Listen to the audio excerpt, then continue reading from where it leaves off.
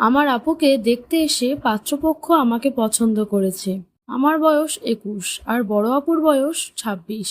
আপু একটা শ্যামলা বর্ণের, কিন্তু তার বিয়ে ভাঙার যথেষ্ট কারণ আছে। কিন্তু সে অনেক গুণবতী। বছরখানেক আগে বিয়ের আসর থেকে আপুর বিয়ে ভেঙে যায়। আর তাছাড়া আপুর হাইট একটু কম, বেশি না হলেও আমার থেকে কিছুটা কম। আর আমার গায়ের রং উজ্জ্বল ফর্সা। এই কারণে সমাজের কাছে আমি তথাকথিত সুন্দরী। আমি সচরাচর পাত্রপক্ষ আসলে সামনে যাই না, কিন্তু আজ আম্মু একটু অসুস্থ, তাই আমার আপ্যায়ন করতে হয়েছে। পাত্রপক্ষ বাসায় গিয়ে আমার এক রিলেটিভের কাছে জানিয়ে দেয় তাদের নাকি আমাকে পছন্দ হয়েছে। আমার কথা শুনতেই আপু অনেকটা কষ্ট পেল। অবশ্য আগেও এমন হয়েছে কয়েকবার। আমি আপুকে কি বলবো বুঝতে পারছি না। আগেও এমন হয়েছে, অনেকবার প্রতিবাদ করতে চেয়েছি, কিন্তু বাবা মায়ের জন্য পারিনি। মেয়েদের নাকি সব জায়গায় কথা বলতে নেই। বুঝি না এই নিয়ম শুধু মেয়েদের ক্ষেত্রে কেন। সঠিক কথা তো যে কেউ বলতে পারে যে কোনো জায়গায়, অথচ মেয়েদের ক্ষেত্রেই এই বিভেদ। তবে এভাবে আর চুপ থাকা যাবে না, এইবার কিছু একটা বলতে হবে। ওনারা আগামী সপ্তাহে এসে আমাকে রিং পরিয়ে যাবে বলেছেন। এবার আব্বু আম্মু অমত করেনি। আপুর জন্য আমার বিয়ে দিতেও দেরি হচ্ছে। তাদের মতে এভাবে চলতে থাকলে শেষে আমার জন্য ভালো সম্বন্ধ পাবে না।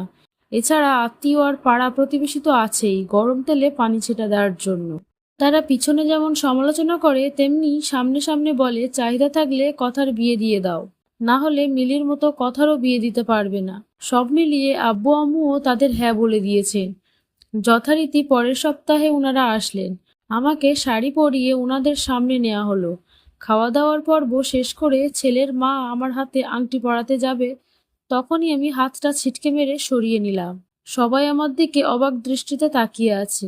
হয়তো তারা এমন বিরক্তিকর পরিস্থিতিতে পড়বে বলে আশা করেননি। আপনারা যে আমাকে আংটি পরাচ্ছেন, আমার মতামত নিয়েছেন।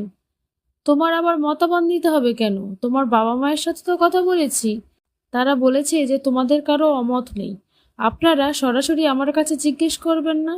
তাছাড়া আমি তাদের কিছুই বলিনি, আপনাদের সামনাসামনি বলবো বলে। কি বলতে চাও?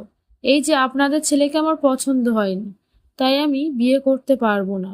আপনাদের ছেলের দিকে তাকিয়েছেন কোনো দিক দিয়ে? আমার সাথে যাই বলেন তো। মানে আমার আপুর গায়ের রং একটু চাপা বলে আপনারা এই কৃষ্ণকুমারের জন্য আপুকে পছন্দ হলো না।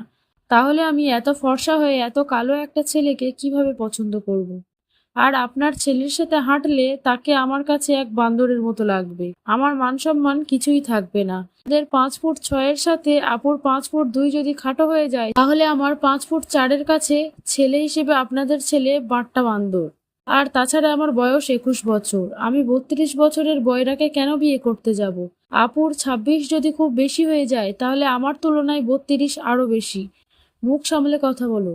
আমার ছেলের ভালো একটা চাকরি আছে, এসব দুই একটা দিক মানা যায়। তাছাড়া চেহারা তো আল্লাহই বানাইছে।